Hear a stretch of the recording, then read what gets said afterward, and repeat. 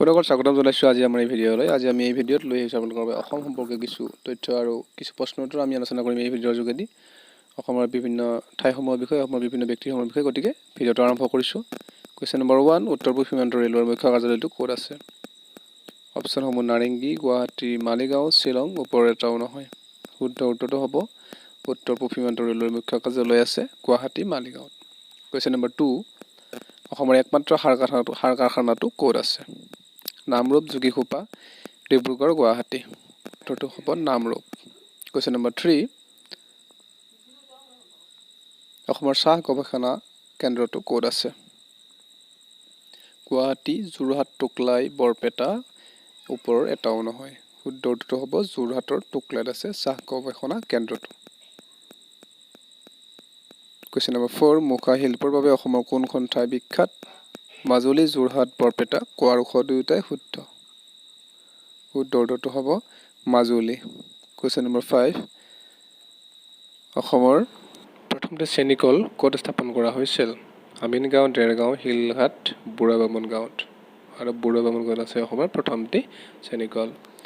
অসমৰ চাহ নিলাম কেন্দ্ৰটো ক'ত আছে? গুৱাহাটী, গোলাঘাট, গোৱালপাৰা, ধেমাজি। ইয়াৰ ভিতৰত শুদ্ধ উত্তৰ হ'ব চাহ নিলাম কেন্দ্ৰটো আছে গুৱাহাটীত। কুৱেশ্যন নম্বৰ 7, অসমৰ প্ৰথম ৰাষ্ট্ৰীয় উদ্যানখনৰ নাম কি?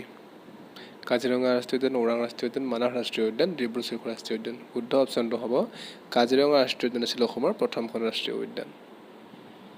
ইয়াৰ নেক্সট প্ৰশ্ন, কাজিৰঙা ৰাষ্ট্ৰীয় উদ্যান ৰূপে কেতিয়া স্বীকৃতি পাইছিল? 1974, 1996, 1985, 1908।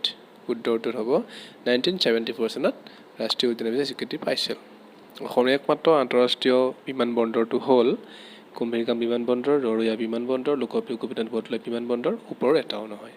শুদ্ধ উত্তৰটো আপোনালোকে সকলোৱে জানে চাগে, লোকপ্ৰিয় গোপীনাথ বৰদলৈ বিমানবন্দৰ। জনসংখ্যাৰ ফালৰ পৰা অসমৰ ডাঙৰ জিলাখন কি? শুদ্ধ উত্তৰ হ'ব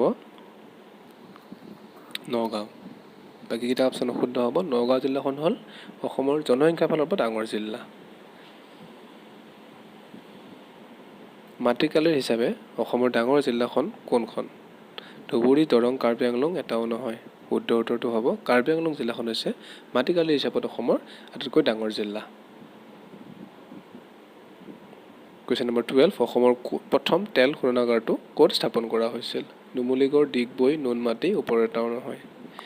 শুদ্ধ উত্তৰটো হ'ব ডিগবৈত স্থাপন কৰা হৈছিল। অসমৰ সবাতোকৈ ওখ মন্দিৰটো কি? অপশ্যনসমূহ উমানন্দ, কামাখ্যা মন্দিৰ, শিৱদৌল। ওপৰৰ এটাও নহয়। শুদ্ধ উত্তৰটো হ'ব শিৱদৌল, শিৱসাগৰ আছে। কুৱেশ্যন নম্বৰ 14, অসমৰ প্ৰথম মহিলা মুখ্যমন্ত্ৰী কোন আছিল? আনোৱাৰা তাইমুৰ, কমলা ৰায়, পাৰুল দাস, বিমলা চলিহা।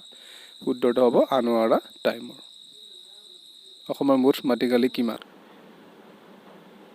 4টা অপশ্যন আছে। 4টা অপশ্যনৰ ভিতৰত অপশ্যন খটো হ'ব শুদ্ধ উত্তৰ। ৭৮,৪৩৮ বৰ্গ কিলোমিটাৰ হ'ল অসমৰ মুঠ মাটিকালি। অসমৰ ৰাজধানী কেতিয়া শ্বিলঙৰ পৰা গুৱাহাটীলৈ স্থানান্তৰ কৰা হৈছিল? ইয়াত 4টা অপশ্যন আছে। 4টা অপশ্যনৰ ভিতৰত শুদ্ধ অপশ্যনটো হয়তো আপোনালোকে জানেই। শুদ্ধ উত্তৰটো হ'ব খটো। 1973 চনত অসমৰ ৰাজধানী শ্বিলঙৰ পৰা গুৱাহাটীলৈ অনা হৈছিল। বনৰীয়া ঘোঁৰা অসমৰ কোনখন ৰাষ্ট্ৰীয় উদ্যানত পোৱা যায়? খুবেই পৰীক্ষাবিলাকত আহি থাকে এই প্ৰশ্নটি।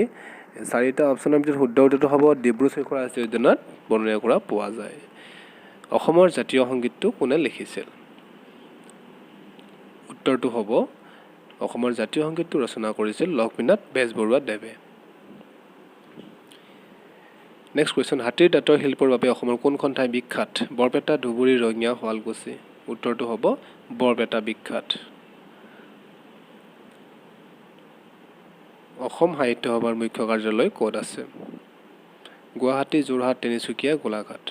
ইয়াৰ ভিতৰত শুদ্ধ অপশ্যনটো হ'ব যোৰহাটত আছে অসম সাহিত্য সভাৰ মুখ্য কাৰ্যালয়। নেক্সট কুৱেশ্যন, অসমৰ সাংস্কৃতিক ৰাজধানী বুলি কোনখন ঠাইক বা চহৰক কোৱা হয়?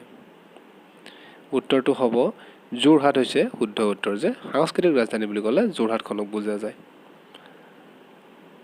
নেক্সট কুৱেশ্যন আহিব, এছিয়াৰ সৰ্ববৃহৎ কলৰ বজাৰখন ক'ত আছে? 4টা অপশ্যন পাম আমি, নলবাৰী, ধুবুৰী, গোৱালপাৰা, দৰংগিৰি, শ্বিলং। উত্তৰটো হ'ব গোৱালপাৰা জিলাৰ দৰংগিৰি নামে ঠাইত এছিয়াৰ সৰ্ববৃহৎ কলৰ বজাৰখন হয় অসমৰ বৰ্তমান মুঠ জিলা সংখ্যা কিমান 34খন 36খন 35খন 32খন উত্তৰটো হ'ব 34খন 34খন আছে অসমৰ মুঠ জিলা অসমৰ মুঠ গাঁৱৰ সংখ্যা কিমান